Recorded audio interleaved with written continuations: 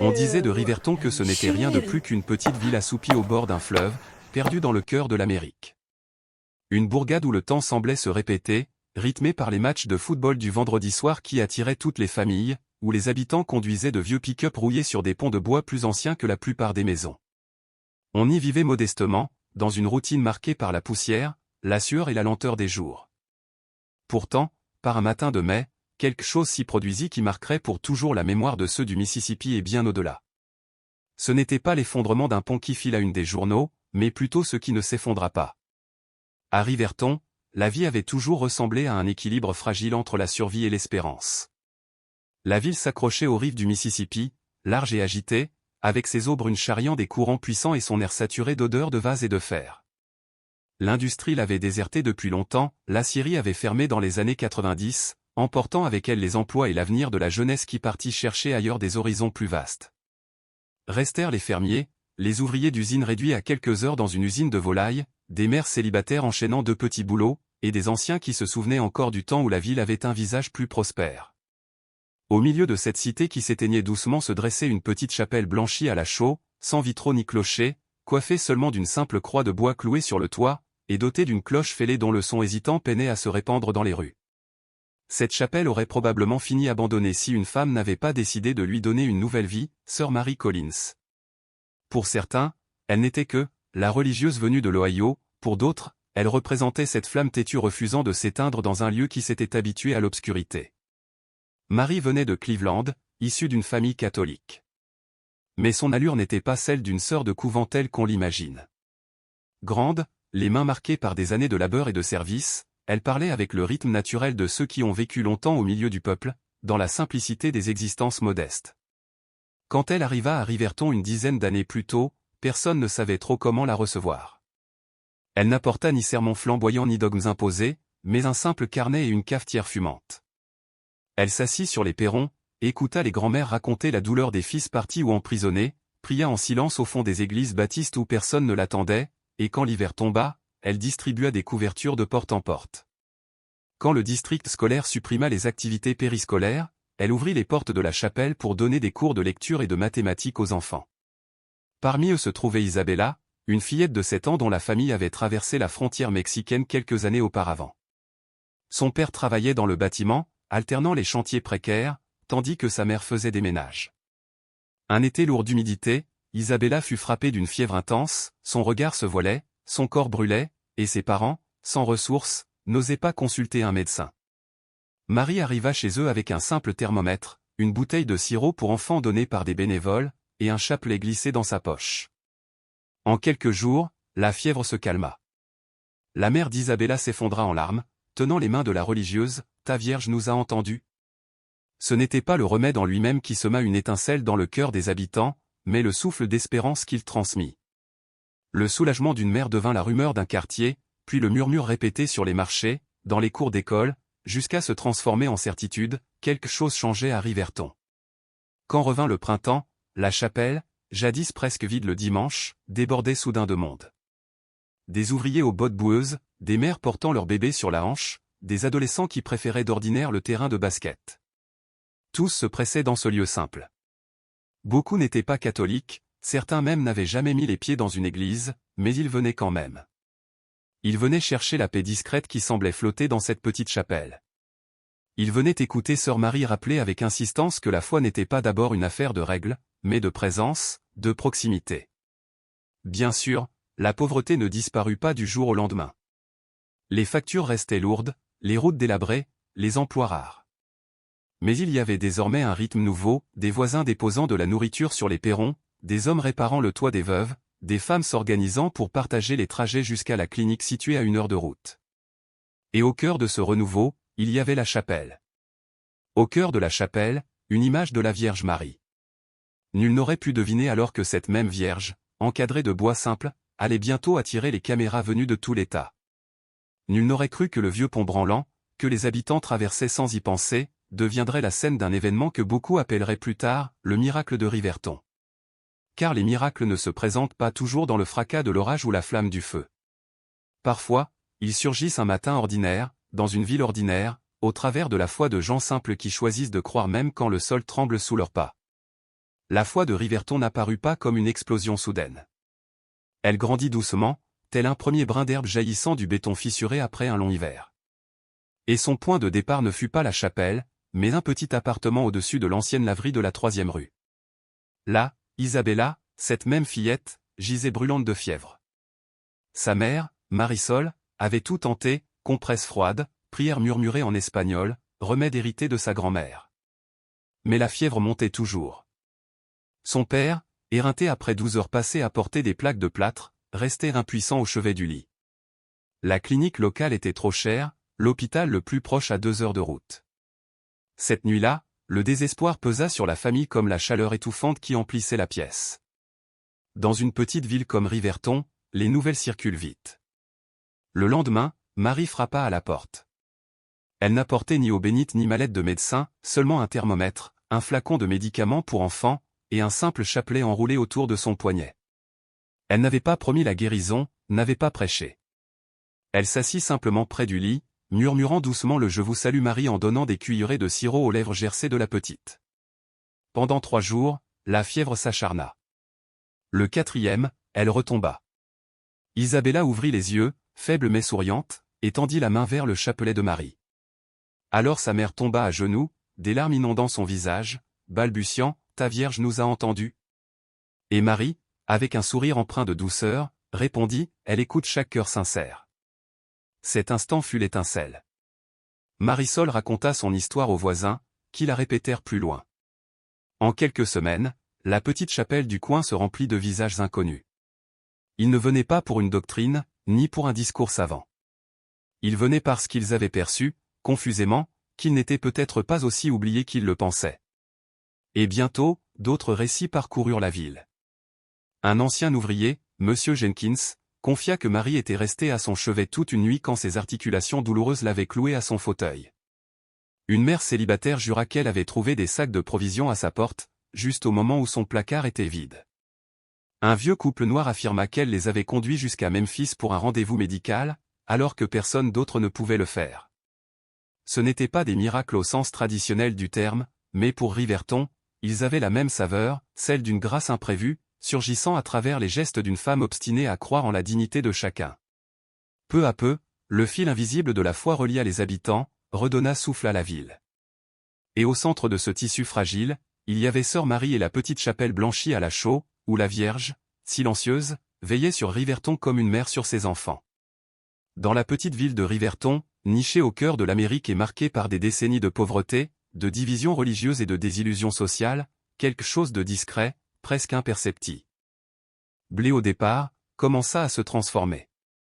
Rien d'éclatant, aucun signe grandiose descendu du ciel, pas de vision spectaculaire ni de tonnerre céleste, mais plutôt une suite de gestes simples, d'actes d'amour ordinaires qui, pourtant, portaient la densité mystérieuse du sacré. Ces gestes, minuscules en apparence, possédaient une force invisible, celle de guérir des blessures enfouies depuis des années, de traverser les barrières de la méfiance et de rallumer une lumière que beaucoup croyaient à jamais éteinte. Chaque dimanche, la petite chapelle peinte en blanc devenait trop exiguë pour contenir la foule. On sortait des chaises pliantes jusque sur le trottoir, et jusque sur le bitume apparaissaient des traces de prières enfantines, des dessins de craie, des mots maladroits mais sincères. Merci d'avoir aidé grand-mère. Bénis le travail de papa. Des phrases brèves mais puissantes, comme des flèches qui visaient le cœur de Dieu. Même les adolescents, autrefois moqueurs et indifférents, se retrouvaient désormais à accorder des guitares pour accompagner les chants du soir. Ce qui avait commencé comme une curiosité devenait peu à peu un souffle collectif. Pourtant, le changement le plus profond ne se voyait pas dans les chants ni dans les rassemblements visibles. Il se glissait silencieusement dans les relations de voisinage, dans les liens d'effet que l'on recousait avec délicatesse. Un homme, qui avait passé des années à boire seul près de la station-service, fut aperçu en train de tondre la pelouse de son voisin. Une femme, brouillée avec sa sœur depuis presque une décennie, se présenta un soir devant sa porte, un panier de nourriture entre les mains, un sourire fragile comme une demande de pardon. Les vieilles fractures de Riverton entre catholiques et baptistes, entre noirs et blancs, entre natifs du coin et immigrants récents ne s'effacèrent pas en un claquement de doigts. Mais à travers ces clivages se mit à germer quelque chose de plus fort qu'eux, une confiance nouvelle, fragile mais bien réelle. Un soir, après une prière, Marisol, une mère courageuse, resta à l'extérieur de la chapelle avec sa fille Isabella, encore maigre et marqué par la maladie qui l'avait presque emporté. Entre ses doigts, l'enfant serrait le rosaire offert par sœur Marie. Des voisins s'étaient approchés, hésitants, curieux. Quelqu'un demanda d'une voix prudente, « Alors, tu crois vraiment que c'était un miracle ?» Marisol ne répondit pas par un discours théologique, ni par des preuves compliquées. Elle se contenta de regarder sa fille, vivante et souriante, et murmura, « Comment pourrais-je l'appeler autrement ?» Cette phrase, d'une simplicité désarmante, se grava dans les cœurs. Rapidement, un murmure se répandit dans Riverton, « Ta Vierge a écouté. » Tout le monde n'en comprenait pas précisément le sens, mais chacun en percevait la force. Comme une corde jetée à ceux qui se noyaient dans les eaux troubles de la vie. Pour certains, cela réveillait la foi d'enfance qu'ils croyaient avoir définitivement laissée derrière eux. Pour d'autres, c'était la première fissure dans un mur de doutes érigé depuis trop longtemps. Pour tous, c'était une semence, fragile, mais bien vivante. Quand le printemps arriva, Riverton ne devint pas plus riche, ni plus prospère, mais elle vibrait d'une manière nouvelle. Sur les perrons des maisons, on voyait des bougies allumées au crépuscule. Dans les jardins, des familles priaient ensemble avant de partager le repas. Dans la chapelle, les voix hésitantes d'autrefois s'unissaient désormais en un seul chant, où l'anglais et l'espagnol se tissaient dans une même mélodie. Personne n'aurait pu prévoir que ces premiers bourgeons de foi seraient bientôt mis à l'épreuve. Que cette même Vierge Marie, qui avait écouté la prière d'une enfant malade dans un appartement étroit, allait bientôt être portée hors de la chapelle, élevée au-dessus du fleuve, placée sur un vieux pont déjà fissuré et menacé d'effondrement. L'idée n'était pas née d'un comité, ni d'un plan municipal, ni d'une campagne de financement. Elle était née dans le silence d'une nuit printanière, alors que sœur Marie priait seule dans la chapelle vide. Les bancs de bois étaient déserts, la lumière vacillante de l'autel projetait des ombres instables, et la statue de la Vierge, aux couleurs ternies, à la peinture écaillée, semblait attendre. Sœur Marie, le cœur lourd, priait. Elle priait pour Isabella et sa guérison fragile, pour les emplois précaires qui ne duraient jamais, pour les hommes assis devant le magasin d'alcool, trop fatigués pour rêver encore, pour les jeunes assoiffés de départ qui ne rêvaient que de fuir Riverton. Elle priait et se sentait elle-même lasse. Mais alors que ses doigts caressaient machinalement les grains de son chapelet, une pensée surgit, nette, indéniable, « Fais-moi sortir. Ne me garde pas ici. Laisse-moi marcher avec eux. » Ce n'était pas une voix tonitruante, pas une apparition, mais un mouvement intérieur, profond et irrésistible.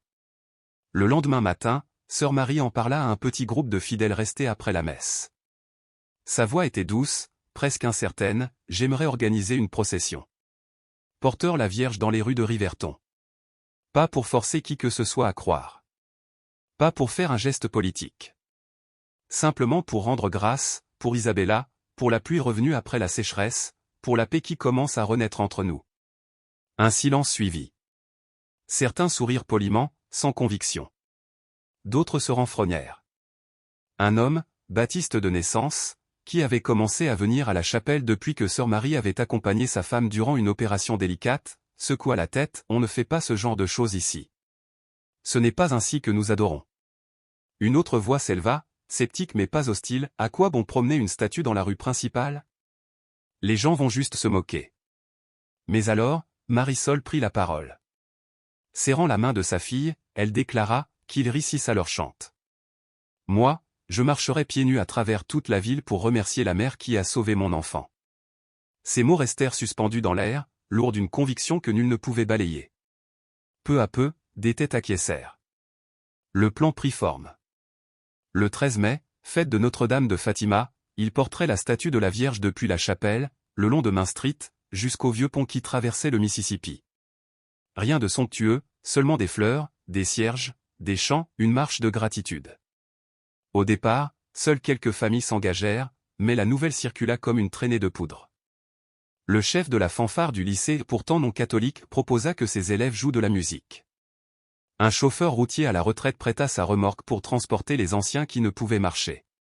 Des femmes offrirent leur voix pour former une chorale. Même la télévision locale, lassée de couvrir les accidents de voitures et les interminables réunions budgétaires du comté, annonça qu'elle viendrait filmer l'événement en direct. L'enthousiasme gagna la ville. Les conversations, au café du coin, ne portaient plus sur les licenciements ou les factures, mais sur les fleurs, les bougies, et la question de savoir si le vieux pont supporterait tant de monde. Les enfants dessinaient des images de Marie et les scotchaient sur les vitres des maisons.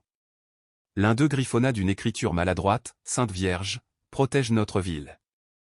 Mais sous l'excitation vibrait une inquiétude tenace, le pont. Ses planches de bois usées, ses boulons rouillés, son béton craquelé par des décennies d'intempéries, tout le monde savait qu'il était fragile. Quand le problème fut soulevé, sœur Marie avoua que c'était sa plus grande angoisse. Un soir, un ingénieur bénévole parcourut lentement l'ouvrage. Il observa les poutres, frappa les traverses de son pied, caressa la rambarde du bout de la main. Enfin, il déclara, « Ce n'est pas bon. Mais si vous avancez lentement, en petits groupes, ça devrait tenir. Je déconseille d'y mettre trop de monde à la fois. » Sœur Marie le remercia, mais cette nuit-là, elle ne trouva pas le sommeil. De retour à la chapelle, elle s'agenouilla devant la statue, « Si ce n'est pas ta volonté, montre-le-moi, pria-t-elle. Mais si c'est bien ton désir, protège-les. Protège-nous. » L'aube suivante s'ouvrit claire et lumineuse, comme si le ciel avait balayé les derniers nuages de doute. Les préparatifs s'accélérèrent. Des mères cousaient des robes blanches pour leurs filles. Des pères clouaient des planches pour construire un simple socle en bois où poser la statue. Des adolescents répétaient des cantiques en anglais et en espagnol, leur voix timide gagnant en assurance de jour en jour. À l'approche de la procession, Riverton se métamorphosa. La place centrale fut nettoyée, les porches décorés de rubans, les trottoirs illuminés de lanternes bricolées avec des bocaux de verre. Même ceux qui, au début, s'étaient moqués, commencèrent à se dire, peut-être qu'après tout, ça ne peut pas faire de mal. Certains haussaient les épaules, qu'a-t-on encore à perdre? La veille du jour attendu, sœur Marie demeura une fois de plus seule dans la chapelle, face aux flammes tremblotantes des cierges, portant dans son cœur le poids de tout Riverton, avec ses espoirs, ses peurs et sa fragile renaissance de foi. À travers le visage de la Vierge, sœur Marie repensa aux longues années passées à Riverton, à ces bancs vides qui résonnaient d'un silence pesant, aux nuits tranquilles où seules quelques bougies veillaient, et à ces petits gestes de foi que personne ne remarquait mais qui pourtant maintenaient la lumière vivante.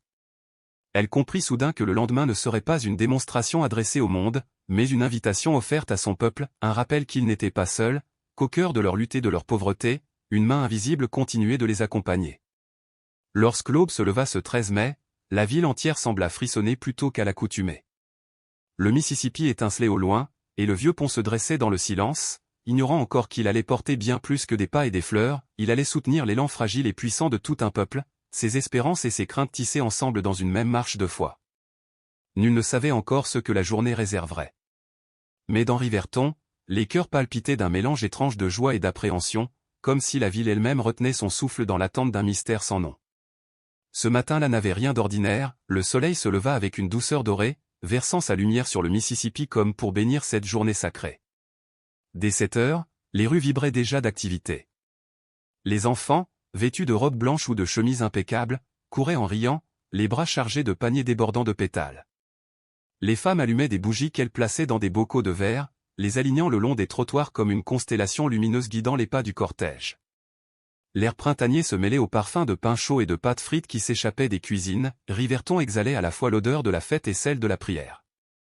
Les gens arrivaient par vagues successives. Des familles qui ne s'étaient pas adressé la parole depuis des années marchaient côte à côte. De vieux hommes, appuyés sur leurs cannes, furent portés à l'arrière de pick-up décorés de rubans colorés. Même les adolescents, habitués à passer leur samedi sur le terrain de basket, s'étaient rassemblés avec des banderoles peintes à la main, portant des mots simples mais bouleversants, « Marie, mère de nous tous », écrits en anglais et en espagnol. La fanfare du lycée, renforcée par quelques anciens musiciens de la ville, s'échauffait maladroitement près de la chapelle.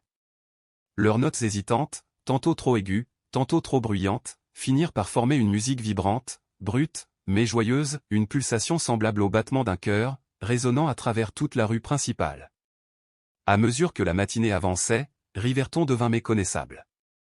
Pour la première fois depuis des décennies, ce n'était ni la politique, ni la misère, ni un drame qui rassemblait les habitants. C'était la gratitude. On sortit la statue de la Vierge, simple et marquée par les années, sa peinture écaillée par la poussière et la fumée des cierges. On l'installa sur une plateforme de bois décorée de roses. 4 hommes la soulevèrent avec précaution, leurs épaules tremblantes non pas sous le poids, mais sous l'émotion du geste. Lorsque les portes de la chapelle s'ouvrirent et que la statue apparut, un silence solennel enveloppa la foule. Même les oiseaux semblèrent suspendre leur chant. Puis, comme une vague rompant ses digues, les voix s'élevèrent, « Je vous salue, Marie, pleine de grâce. » Le son était brut, désordonné, ni répété ni dirigé, certaines voix basses, d'autres aiguës, parfois maladroites. Mais ensemble, elles formaient un chœur improvisé dont la force dépassait de loin toute perfection musicale. C'était vivant, bouleversant, irrésistible. Sur les porches, les baptistes et les méthodistes regardaient en silence, certains ôtant leurs chapeaux, d'autres se signant discrètement, d'autres encore inclinant simplement la tête. Un commerçant juif déposa un vase de lys devant sa boutique. Même des adolescents qui, la semaine précédente, s'étaient moqués de l'idée, se tenaient maintenant en retrait, filmant avec leur téléphone tout en fredonnant malgré eux.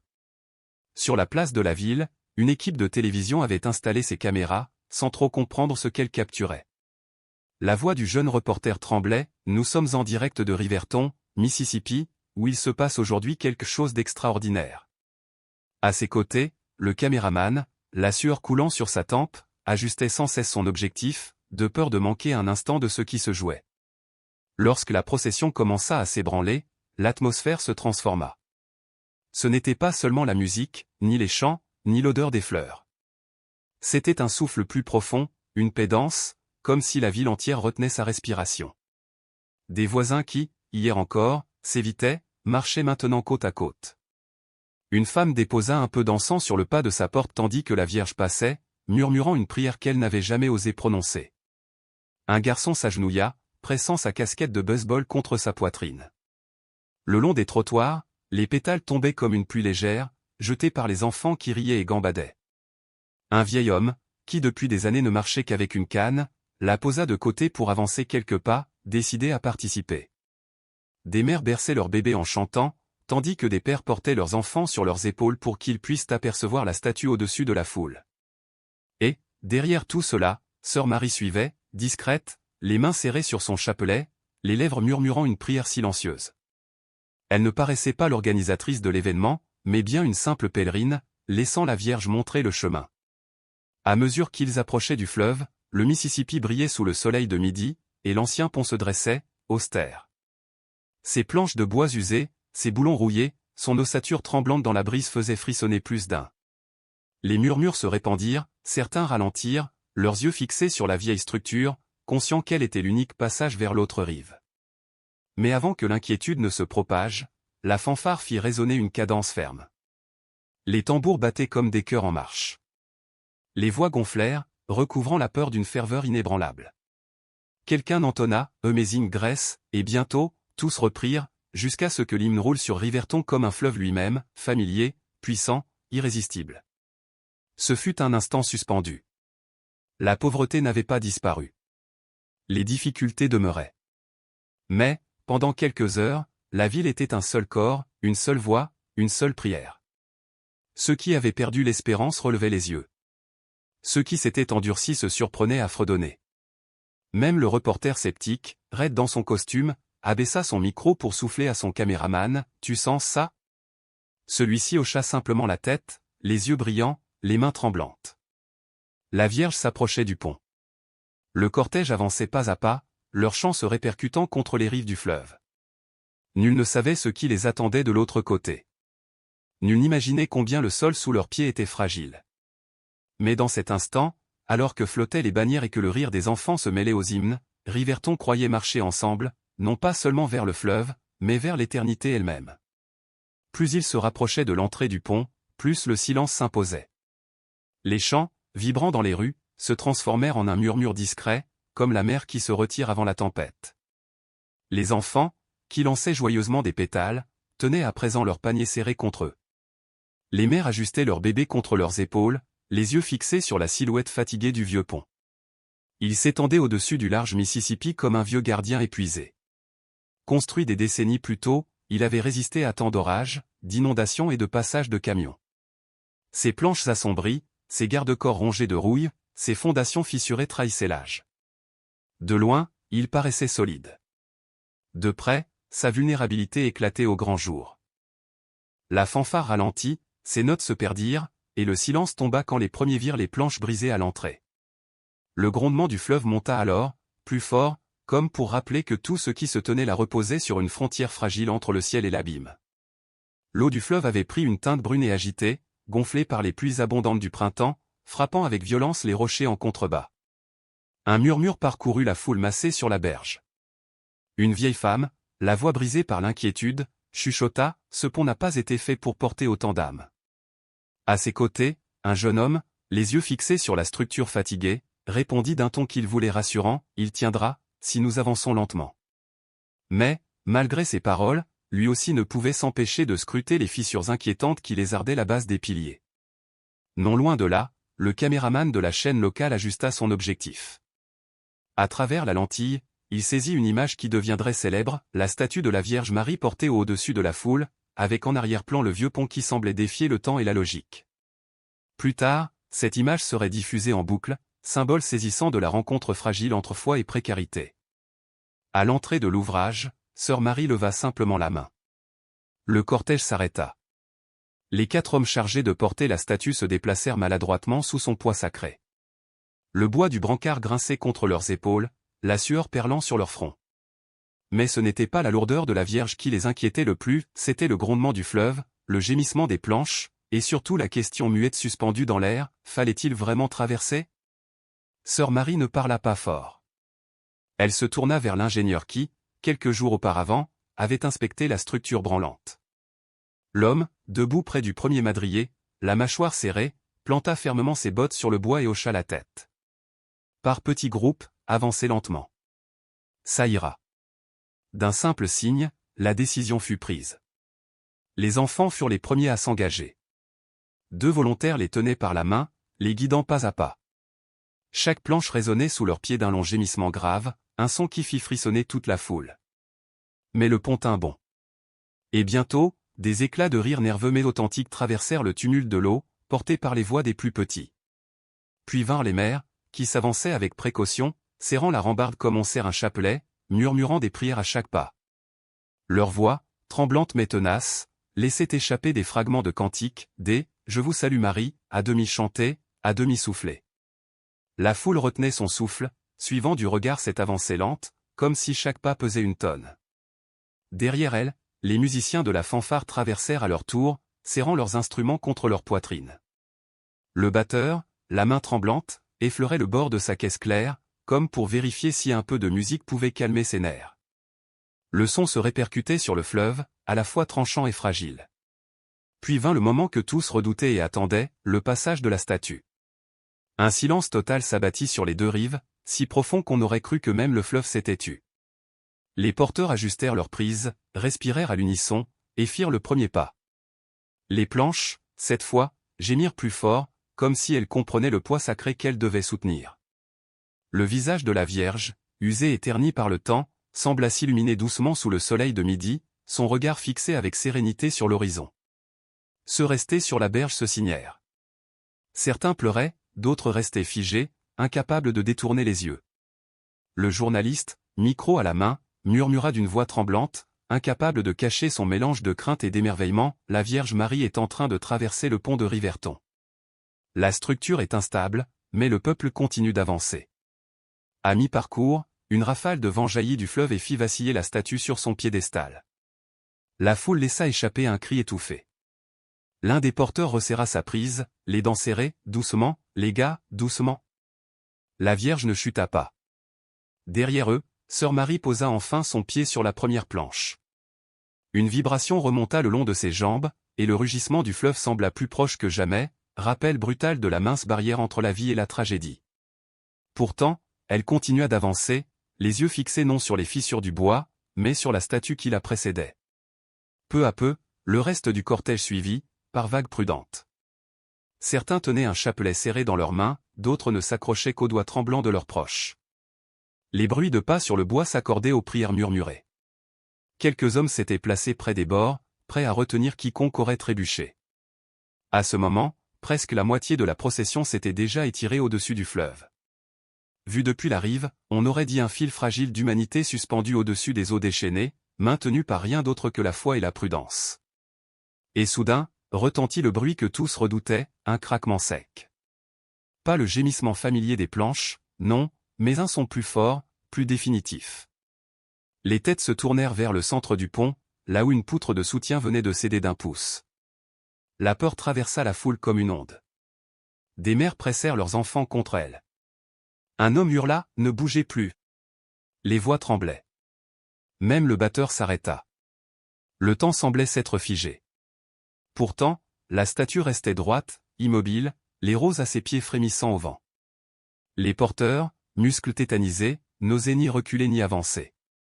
Alors, sœur Marie leva son chapelet. Ses lèvres bougèrent, ses yeux s'élevèrent, et ceux qui étaient assez proches jurèrent l'avoir entendu murmurer, « Mère, soutiens-nous ». Le pont oscilla, mais ne céda pas. Le silence qui enveloppa la foule n'était pas celui de la paix, mais celui, lourd et oppressant, des hommes conscients de frôler la catastrophe.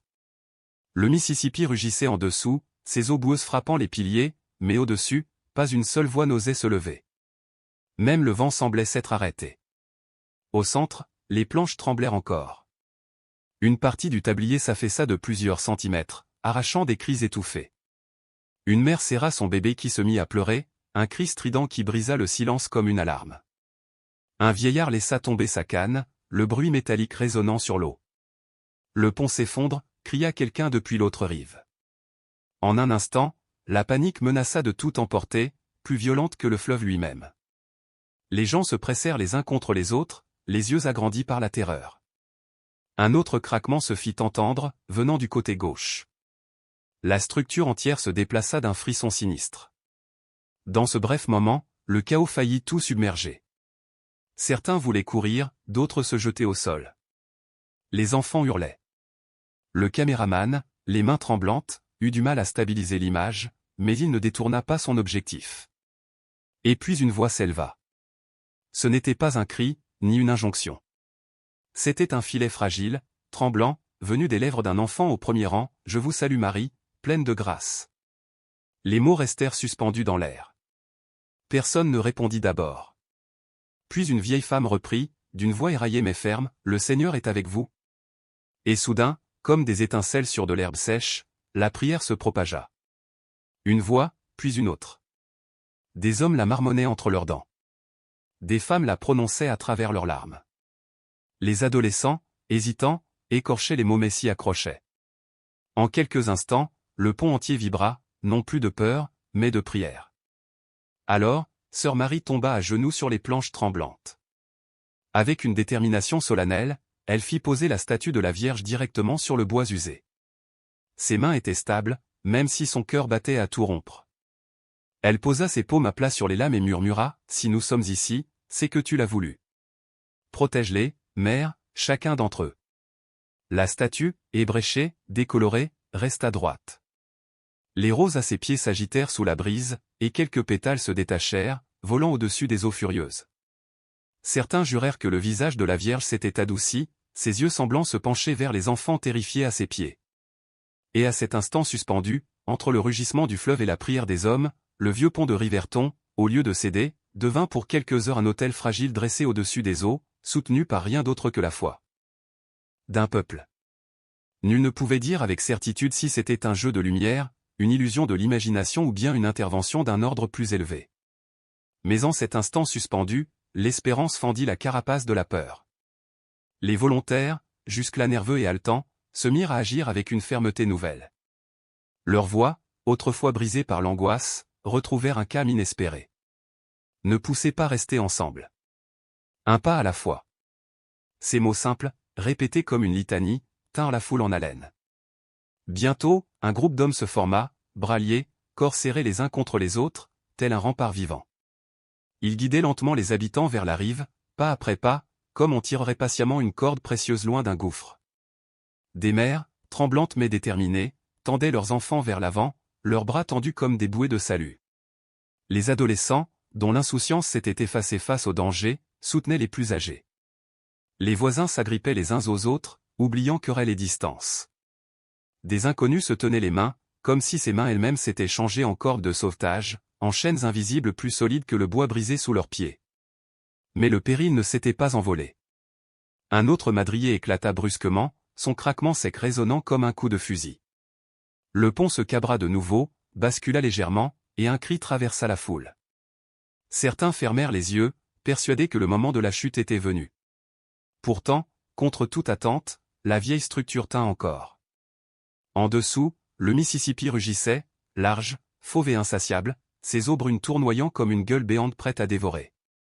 Mais le pont, craquant et tremblant, refusait encore de céder. Sur la rive, le journaliste, la voix brisée d'émotion, balbutia dans son micro, « Mesdames et messieurs, la procession de Riverton est toujours sur le pont. La structure cède, mais personne n'est tombé. Ils prient. Ils tiennent bon. » Ces mots, mêlés de frayeur et d'admiration, furent bientôt diffusés dans tout l'État, puis dans tout le pays. Ils furent rejoués, partagés, commentés, car chacun pouvait y entendre une vibration étrange, la panique et l'espérance enlacées dans une même respiration. À mesure que les prières s'élevaient, une paix inexplicable se posa sur le fleuve. Le vent, qui jusque-là sifflait et fouettait, s'apaisa. Les eaux demeuraient tumultueuses, mais leur fracas parut moins assourdissant. Le ciel se déchira, et un rayon de soleil filtra, inondant la procession d'une lumière douce qu'aucune caméra ne pouvait rendre avec justice. Beaucoup crurent alors qu'une main invisible avait posé son doigt sur la tempête, offrant à ces hommes, ces femmes et ces enfants un répit fragile mais suffisant pour reprendre souffle. Les groupes reprirent leur marche, pas après pas. On passa les enfants de bras en bras, leurs petits pieds nus effleurant les planches écorchées. Un homme trébucha, mais deux autres l'attrapèrent avant qu'il ne bascule dans le vide. Une vieille femme vacilla, mais deux adolescentes glissèrent ses bras sur leurs épaules et la soutinrent avec une force insoupçonnée. Chaque pas semblait un pari contre la mort, mais chaque pas gagnait du terrain vers la vie. Et au centre de ce drame, comme un pivot, demeurait la statue de la Vierge. Les porteurs, épuisés, l'avaient reposée au milieu du pont fissuré. À ses côtés, agenouillée, sœur Marie ne cessait de prier. Ses lèvres remuaient sans interruption, ses doigts faisant glisser un à un les grains du chapelet. Quand la caméra zooma sur son visage, ce fut une révélation, son expression n'était ni de panique ni d'abandon. Elle était calme, ferme, mais baignée de larmes. Ses yeux brillaient d'une foi ardente et d'une résolution sans faille. Pour ceux qui regardaient depuis leurs écrans, ce fut l'image du jour, une religieuse seule, agenouillée, priant au milieu d'une ville suspendue au fil fragile de la foi. Lorsque le dernier groupe atteignit enfin la terre ferme, un soulagement indescriptible s'abattit sur la foule. Certains tombèrent dans l'herbe, éreintés, secoués de sanglots. D'autres s'agenouillèrent, embrassant le sol comme s'il s'agissait d'un sanctuaire. Des enfants agrippèrent leur mère de toute leur force, leur petit corps secoué de tremblements. Mais le miracle le plus grand fut là, pas une seule vie n'avait été perdue. Pas un seul être n'avait basculé dans l'abîme. Quand les volontaires revinrent pour aider sœur Marie à relever la statue, le pont gronda encore. Cette fois, le son fut long, profond, semblable à un soupir d'agonie. La partie gauche s'affaissa de plusieurs centimètres. La foule frémit, mais elle se savait désormais en sécurité, debout sur la rive. Alors Marie posa son front contre la base de la statue, ses mains couvertes de terre et d'échardes, et murmura d'une voix stable, « Tu nous as tenus. » Ceux qui entendirent ces mots surent qu'ils ne les oublieraient jamais. On oublierait peut-être un jour le craquement du bois, les visages livides, ou la gueule affamée du fleuve, mais on se rappellerait toujours ceci, la peur n'avait pas triomphé. La prière, aussi fragile qu'un souffle d'enfant, avait monté plus haut que la panique. Et au moment où le pont semblait prêt à céder, une ville entière avait découvert sa force, non pas dans le bois ni dans les boulons, mais dans la foi. Quand la dernière famille de Riverton quitta enfin le pont, nul n'applaudit. Il n'y eut ni cri, ni acclamation. Au contraire, un silence profond s'abattit, si dense qu'il avait la saveur du sacré. Des parents se laissèrent tomber à genoux, serrant leurs enfants comme s'ils les recevaient pour la première fois. Des vieillards s'appuyèrent sur des poteaux, leurs joues sillonnées par des larmes silencieuses. Les adolescents, qui quelques minutes auparavant semblaient prêts à fuir, restaient figés, les yeux écarquillés, le souffle court, incapables de comprendre pourquoi leurs jambes ne les avaient pas portés ailleurs. Et au milieu de ce cercle bouleversé, la statue de la Vierge reposait enfin sur la berge, posée dans l'herbe comme si elle avait marché avec eux et demandait maintenant du repos. Son socle portait la boue du fleuve, ses roses avaient perdu quelques pétales, mais elles demeuraient intactes, inébranlables. Les hommes qui l'avaient portée l'abaissèrent doucement, non plus comme une effigie de procession, mais comme une compagne de route qui avait partagé leur épreuve. Le peuple se rassembla tout autour, non pas pour la toucher ou la manipuler, mais à distance, formant un large cercle respectueux. On aurait dit qu'une force invisible imposait cette révérence. Le caméraman, dont les bras tremblaient encore, abaissa son appareil. Il avait filmé chaque seconde, et pourtant lui aussi restait sans voix, contemplant la statue comme un homme qui verrait le monde pour la première fois. Le silence fut rompu par Marisol, cette mère dont la petite fille avait autrefois survécu à une fièvre grâce à une prière. Elle s'agenouilla dans la boue, leva ses mains tremblantes et murmura « Gracia, Madre ». Sa voix se brisa, mais ses paroles portèrent. D'autres suivirent, en anglais, en espagnol, en balbutiements hésitants. Certains n'avaient pas de mots, ils laissèrent simplement couler leurs larmes. Il n'y eut pas d'éclair déchirant le ciel, ni de tonnerre divin. Le miracle se fit discret, intime, à la mesure des cœurs. Il résidait dans ce simple fait, personne n'avait péri. La panique ne s'était pas transformée en chaos. Et le vieux pont de bois, fissuré et chancelant, avait tenu juste assez longtemps pour que chaque âme passe de l'autre côté. Une fillette, pieds nus et le visage mouillé de larmes, ramassa un pétale tombé des pieds de la statue. Elle le serra dans ses mains comme un trésor, ses yeux grands ouverts dans une stupéfaction émerveillée. Un adolescent, qui avait toujours tourné en dérision la prière, se surprit à murmurer « Merci » dans ses paumes tremblantes. Un diacre baptiste, qui n'avait jamais franchi la porte de la chapelle catholique, confia à son voisin « Je ne sais pas comment l'appeler, mais je sais ce que j'ai ressenti. » Et quand le soir descendit, les voisins allumèrent des bougies. On gratta une allumette contre une pierre, on alluma un premier bocal de verre, puis un autre, et encore un autre. Bientôt, la berge s'illumina de petites flammes vacillantes. Chaque flamme racontait une histoire, reconnaissance, délivrance, espérance. Le journaliste, encore secoué, s'approcha de sœur Marie. Les yeux humides, il osa lui demander « Pensez-vous que c'était un miracle ?» Elle regarda autour d'elle, les enfants serrant leur mère, les hommes encore liés par l'étreinte de leurs épaules, la vieille femme reposant contre deux jeunes filles qui ne lâchaient pas ses bras. Puis elle répondit simplement « Un miracle, c'est quand la peur ne gagne pas. » Ces mots furent diffusés dès le soir même. Au matin, les images avaient envahi les réseaux sociaux. Certains hausseraient les épaules, parlant de hasard, d'autres chercheraient des explications techniques. Mais beaucoup, même ceux qui n'avaient jamais prié, reconnaissaient qu'il y avait là quelque chose d'indicible. Les visages de Riverton, tordus d'effroi puis transfigurés par la prière, touchèrent des milliers de cœurs bien au-delà des limites du bourg. Mais pour ceux qui avaient traversé cette épreuve, le vrai miracle n'était ni dans les titres de journaux ni dans les vidéos partagées. Il se cachait dans les changements infimes mais irréversibles nés sur ce pont branlant. Des voisins qui s'étaient ignorés des années se serrèrent désormais la main. De vieilles rancunes s'éteignirent sans un mot. Des mères embrassèrent le front de leurs enfants comme si elles les avaient retrouvés du bord d'un abîme. Lorsque la foule finit par se disperser, sœur Marie demeura près de la statue. Elle en essuya doucement la robe tachée de boue, caressa l'angle ébréché et murmura une prière si basse que nul autre ne l'entendit. Elle seule savait, au fond, que le miracle ne se mesurait ni en images ni en récits, mais dans la certitude intime que, ce jour-là, la peur avait été vaincue par une foi plus grande qu'elle. Ses genoux endoloris semblaient peser comme du plomb, ses mains portaient encore les échardes incrustées dans la peau, brûlantes de douleur, mais son cœur, lui, connaissait une paix qu'elle n'avait jamais ressentie auparavant. Une paix étrange, presque irréelle, comme si dans l'épreuve même quelque chose de plus grand s'était révélé. Peu à peu, les familles quittèrent la berge du fleuve. Elles rentraient chez elles avec leurs enfants fatigués, les visages creusés par la tension de la journée, mais aucune ne repartait semblable à ce qu'elle était en arrivant.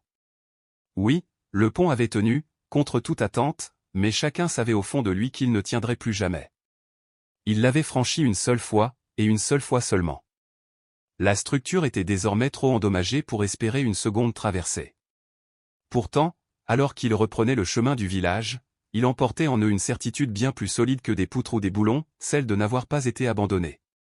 Ce soir-là, un fermier, encore bouleversé par ce qu'il avait vécu, fut entendu murmurant à sa femme devant la lumière vacillante de leur lampe à huile, « Ce pont, ce n'est pas lui qui nous a portés. » Elle hocha la tête, les larmes scintillant dans ses yeux, et répondit doucement, « Non, c'était quelque chose de plus grand. » Et ainsi, l'histoire de la procession de Riverton commença à se répandre, non pas comme le récit d'un vieux pont qui avait miraculeusement refusé de s'écrouler, mais comme celui d'un peuple qui avait refusé de s'effondrer lui-même. Car de la peur était née la foi, et du chaos s'était levé le courage. Dans le silence qui suivit, alors que seules les flammes des cierges dansaient encore au pied de la statue de la Vierge, ébréchée mais toujours debout, chacun comprit sans avoir besoin de mots, le miracle n'était pas une promesse future, ni un signe attendu au loin. Il était déjà là, présent, palpable, discret et constant, aussi fidèle et inébranlable que le fleuve qui coulait sous leurs pas. Le lendemain, Riverton ne fut plus jamais la même ville. Le pont, lui, restait suspendu au-dessus du Mississippi comme une colonne brisée, son tablier affaissé tel un dos courbé par les ans. Personne n'osa plus jamais le franchir. Mais ce qui comptait désormais, ce n'était plus le bois ni l'acier. C'était la mémoire de ce qui s'était produit, ce souffle d'espérance qui avait traversé la foule et inscrit son empreinte dans les maisons, les cuisines, les salles de classe, jusque dans le dîner où, d'ordinaire, les rumeurs noyaient toutes les voix. À l'aube, là où la statue avait été déposée, les bougies brûlaient encore, consumées lentement dans l'air frais du matin. Quelqu'un, anonymement, avait déposé un bouquet de fleurs sauvages, leurs pétales perlés de rosée. Les enfants qui, la veille, avaient traversé pieds nus les planches fendues du pont, revinrent silencieux, accompagnés de leurs parents. Comme pour vérifier que la Vierge était toujours là, intacte, toujours debout. L'histoire s'enflamma. Les chaînes locales passèrent en boucle les images capturées, une caméra tremblante montrant les visages effrayés, le craquement sinistre du bois, et puis surtout, plus bouleversant que tout, cette prière collective qui s'éleva, le Je vous salue Marie chanté d'une seule voix. En quelques heures, les extraits gagnèrent les journaux télévisés des grandes villes. Le soir venu, les chaînes nationales reprirent le récit. Les titres variaient, le miracle du pont du Mississippi, disaient certains, une ville échappe à l'effondrement, tempéraient d'autres. Peu importait la nuance. Derrière les manchettes, une question planait, obstinée, sur toutes les lèvres, comment se faisait-il qu'aucune vie n'ait été perdue? Les téléphones ne cessaient de sonner. La boîte vocale de Sœur Marie se remplit de demandes d'interview. Les paroissiens, qui n'avaient jamais vu leur nom imprimé ailleurs que sur une facture, se retrouvaient cités dans des articles en ligne. J'aurais dû être terrifié, confia un homme à un journaliste. Et pourtant, je me sentais calme, comme si une main invisible reposait sur ma poitrine. Mais au-delà des reportages et des caméras, quelque chose de plus profond bouillonnait à Riverton. Des voisins qui ne s'étaient pas parlé depuis des années se mirent à frapper à leur porte. Des étreintes muettes remplacèrent les vieilles querelles. À l'épicerie, des inconnus qui autrefois s'évitaient croisèrent leurs regards et se serrèrent les mains en murmurant « Nous y étions. Nous avons traversé. » Certains réveils furent plus intimes. Un lycéen réputé pour sécher les cours entra au petit matin dans la chapelle et demanda timidement s'il pouvait allumer un cierge. Une mère célibataire, qui avait cessé de prier depuis longtemps, rentra chez elle, dépoussiéra une vieille Bible et la posa ouverte sur la table de sa cuisine. Un vieux Baptiste, qui s'était toujours moqué des traditions catholiques, avoua à son épouse, « Quand j'ai entendu cet enfant prier, j'ai prié aussi. Je n'ai pas pu faire autrement. » Ainsi, la petite ville, si longtemps divisée par les dénominations et les rancunes anciennes, découvrit une unité insoupçonnée. La Vierge reçut un nouveau nom, né non pas d'une proclamation officielle, mais de simples chuchotements, Notre-Dame du Pont. L'expression jaillit d'abord des lèvres des enfants, reprise par leur mère, puis résonna jusque dans la voix des hommes qui autrefois affirmaient ne pas croire. 3 jours après la procession, un phénomène inattendu se produisit. Des habitants des villages voisins commencèrent à affluer. Certains venaient à pied, d'autres dans de vieux camions brinque-ballants, d'autres encore par bateau, remontant le cours du Mississippi. Ils apportaient avec eux des cierges, des bouquets de fleurs, des photos de proches disparus. Ils ne venaient pas voir un pont fissuré.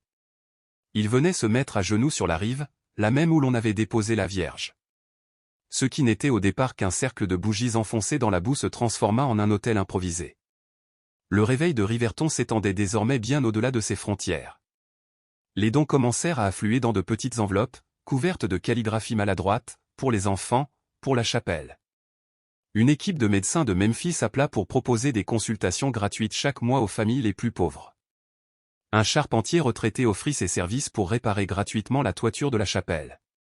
Mais plus encore que l'aide matérielle, c'était le regard des habitants les uns sur les autres qui changeait radicalement. La serveuse du dîner le remarqua la première. Moins de disputes, plus de rires. Des clients laissant des pourboires généreux. Des parents qui prenaient le temps de s'attarder avec leurs enfants. Même les éternels grenons semblaient adoucis, comme si le souvenir du pont tremblant avait consumé leur amertume. Quand les journalistes revinrent une semaine plus tard, ils s'attendaient à du sensationnel. Mais ils découvrirent autre chose. Pas de foule en liesse, pas de cris, pas de revendications. Seulement un recueillement silencieux. Ils virent des fermiers aux bottes couvertes de boue agenouillés au bord de l'eau. Ils virent des adolescents tenant des lampes de poche la nuit pour guider les personnes âgées venues prier. Ils virent un pasteur protestant et une religieuse catholique debout côte à côte, unis dans un silence habité. Lorsqu'un reporter demanda à une vieille femme si elle croyait vraiment que c'était un miracle, elle ne discuta pas de théologie. Elle sourit simplement et répondit, « J'y étais. Je sais ce que j'ai ressenti. » Est-ce que cela ne suffit pas?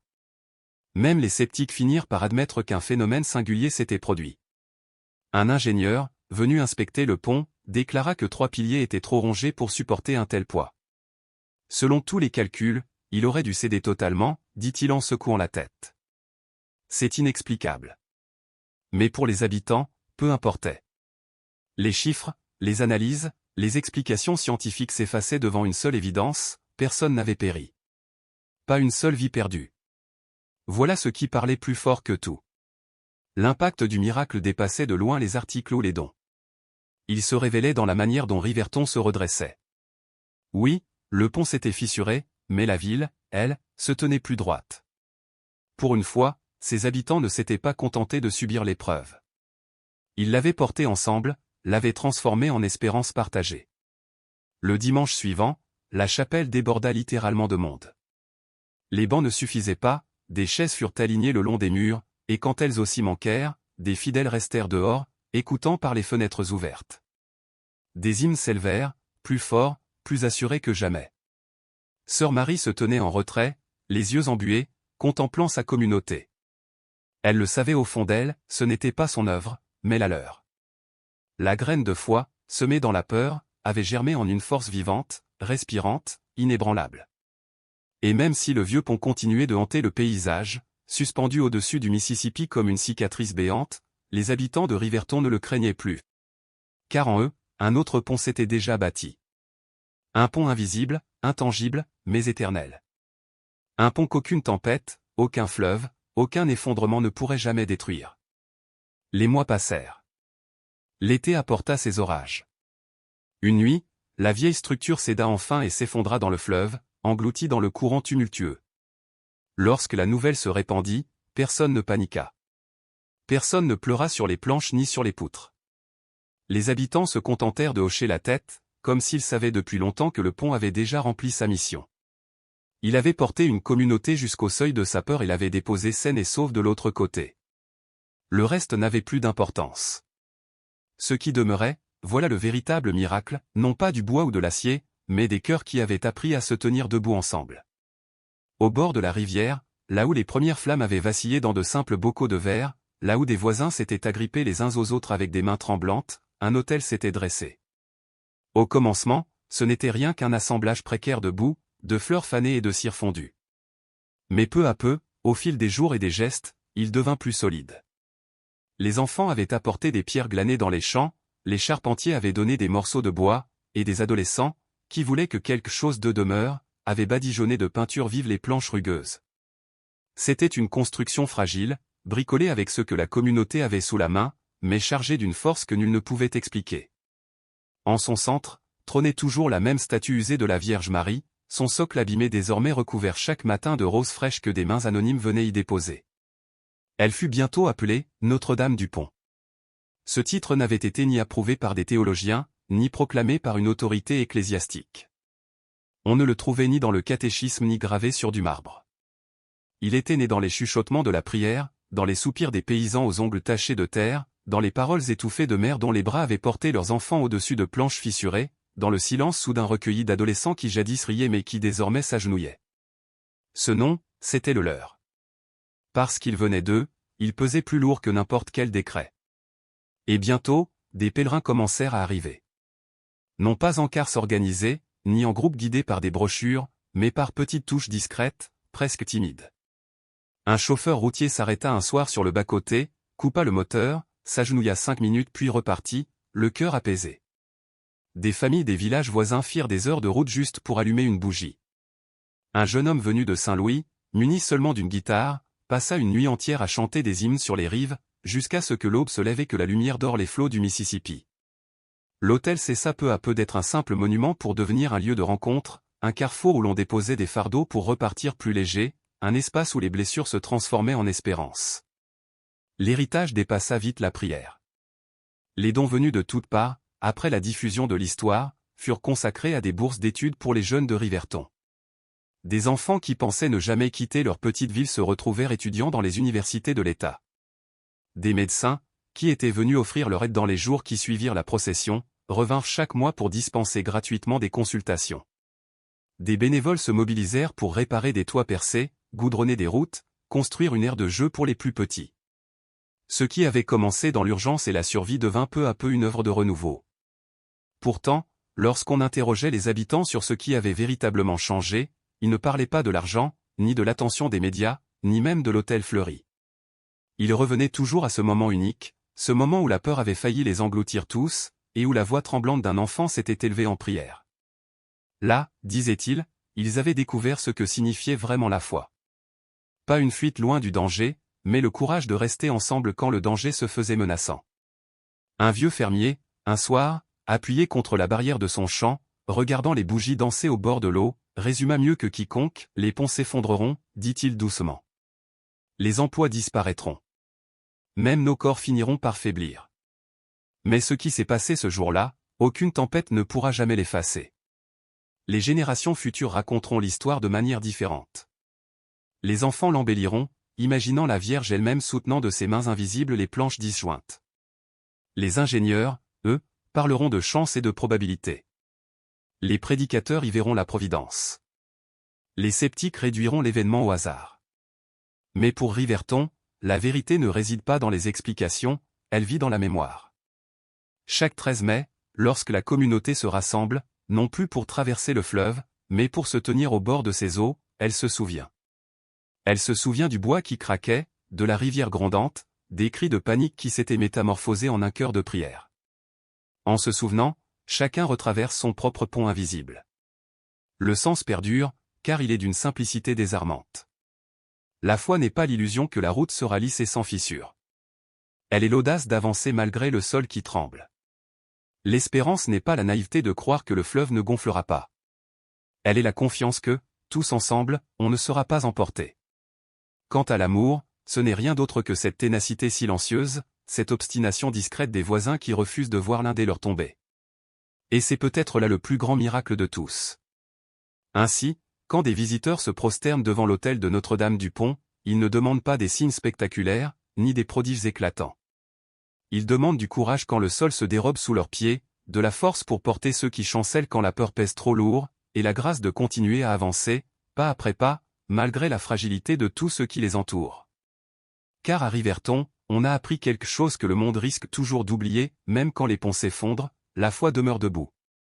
C'est peut-être pour cela qu'encore aujourd'hui, des années plus tard, l'autel s'illumine chaque soir.